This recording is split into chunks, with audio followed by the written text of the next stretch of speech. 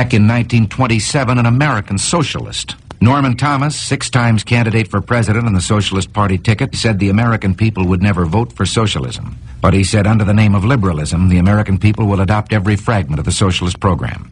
One of the traditional methods of imposing statism or socialism on a people has been by way of medicine. It's very easy to disguise a medical program as a humanitarian project. Most people are a little reluctant to oppose anything that suggests medical care for people who possibly can't afford it. Let's also look from the other side at the freedom the doctor loses.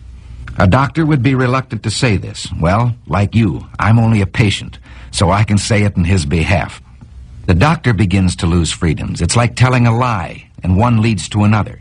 First, you decide that the doctor can have so many patients. They're equally divided among the various doctors by the government.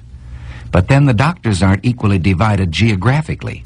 So a doctor decides he wants to practice in one town, and the government has to say to him, you can't live in that town. They already have enough doctors. You have to go someplace else. And from here, it's only a short step to dictating where he will go. This is a freedom that I wonder whether any of us have the right to take from any human being. You and I can do a great deal.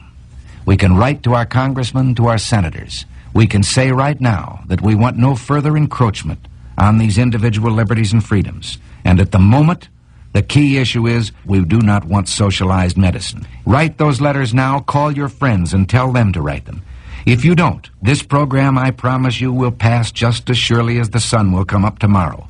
And behind it will come other federal programs that will invade every area of freedom as we have known it in this country. Until, one day, as Norman Thomas said, we will awake to find that we have socialism. And if you don't do this, and if I don't do it, one of these days, you and I are going to spend our sunset years telling our children and our children's children what it once was like in America when men were free.